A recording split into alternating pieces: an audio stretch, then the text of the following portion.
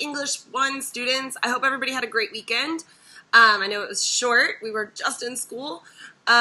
So this is going to be the weekly video for August 31st to September 3rd, I think. Every Monday or Tuesday, whatever the first day of the week is, you will have a weekly video for hopefully each of your classes. That's kind of what we've agreed on at Western. This is your asynchronous pre-recorded learning time.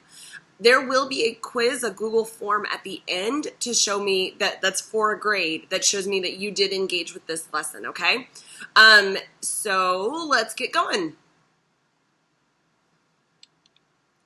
Okay, so this is our learning objective for the week. By the end of this class, you will be able to cite relevant evidence from a text. And I just want to talk about the word text for a second. A text in English class could be anything that's written, but it could also be a video, it could be a speech, it could be a TV show, a movie. Text is anything with a message. It could even be a photograph or a painting. Okay, so we are going to be able to cite relevant evidence from a text.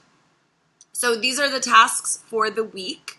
You're going to watch this video. Great. If you're hearing this right now, you have already made it through number 1. You are going to be taking notes on this video, and I will tell you when and how that's going to work.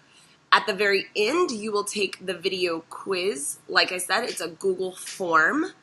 Then come to class at your scheduled time. We will be meeting through Microsoft Teams, which is different than last week, but it's pretty similar. There's still a link on Google Classroom, and you can't get in until that exact time. Only this time now that there's a waiting room, and so I have to let you in. I'm going to warn you, I will not let you in if you are not signed in to your JCPS email, okay? That's really important. So come to class, we'll have class discussion. I'll talk about that a little bit at the end of this video. And then complete assignments on Google Classroom. Okay, so this is the agenda for this video. We've already done 2 of the things. We talked about the objective, what the tasks are for the week. We're going to take some notes. I'll go through them slowly and explain everything. I'm going to explain your big assignment for the week and what to expect in our live class sessions. So for taking notes, this is really important. I have always done this, so if you've had me before or if you're in my media studies class, if it is underlined, you should be physically writing whatever it is that I put on the board down, okay? So if it is underlined, you write it down. Since we are in NTI, notes can be used freely on quizzes and tests, so it is really in your best interest to take this seriously and put this in a safe place. If you feel more comfortable typing your notes, that's okay too, but I recommend just having a physical notebook or a space where you can keep track of your notes. So we are going to be talking about race. Many of you may have used this in middle school, so it might just be a quick reminder of what this stands for. And I don't mean race like skin color, although we'll talk about that a lot. This stands for something else. This is how you respond to a question with text evidence. So the first thing you're going to do is the R, which is restate the question. Notice this is underlined, so you should be writing this down. Feel free to pause the video at any time. If I'm going too fast for you, use the pause button. That's super smart, okay? So you're going to restate the question. What that means is you're going to remove the question word. So for example, if I asked you, what is your favorite color? The question word is what? So we're going to remove that, and then we're going to have to do a little bit of rearranging to put that in the form of a sentence. So you would say, my favorite color is. Okay, that's a very easy example. It gets trickier as the questions get harder. All right, so that's the R, restating the question. Next is the A, which is answering the question. Just complete that sentence. My favorite color is green. I answered the question. When you're responding to challenging questions in English class or in social studies or any of your other classes, science too, your answering the question is going to be tricky. You need to make sure that you're answering it correctly. And all parts of the question. High school gets super, super tricky with asking multiple part questions. So make sure that you've read the question completely and you know that you are answering it completely. All right, that's A. C stands for cite. Okay, so you are going to cite the text. You can do this a couple of different ways. This is a very easy sentence starter where you say, in the text it states blah, blah, blah, blah, blah, whatever it is you're quoting that's relevant to answering the question. So this is a great sentence starter. I recommend it. Once you become more comfortable with this format, try other sentences. Do it in a different way. The text shows, or give the text the title. In that story, Little Red Riding Hood, it says, okay, so there are many ways to cite the text, but this is one example.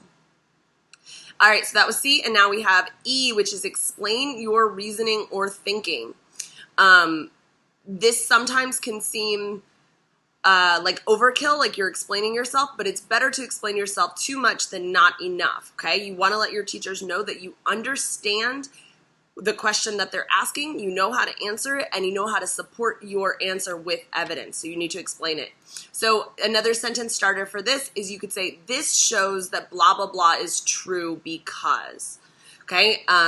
This is one way to use the E for explain, okay? So just a quick reminder. So you have restate, answer, cite, and explain. You need to know what those mean, okay? So make sure that you've written those down, especially if you're unfamiliar or this is the first time you have seen this before. All right, so that's for all of our notes. So we're done with now 1, 2, and 3 of our agenda. We're moving on to the assignment for the week and its explanation, and then we'll finish up with what to expect in a live class. All right, so this is what your assignment looks like for the week, okay? We are going to be reading an article from the Louisville Magazine that just came out a couple weeks ago. It's pretty recent. I want to try to bring in as much like stuff that's actually going on and relevant in your life as we can. So this is the cover of the Louisville Magazine. It's a piece of art.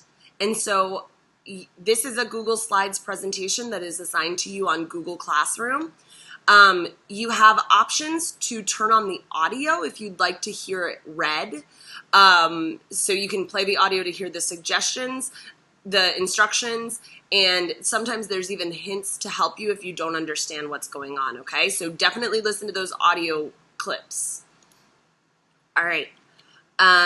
So yeah, that's pretty much it. At the end of it, there is a question that asks you to try and use race. Okay. All right. So what to expect in live class sessions. These are the expectations.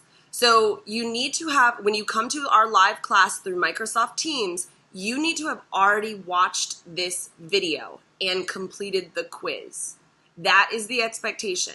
So whether your class is on Tuesday or Wednesday, you need to, before you come to the live class, you need to make sure that you have watched this video and completed the quiz, okay?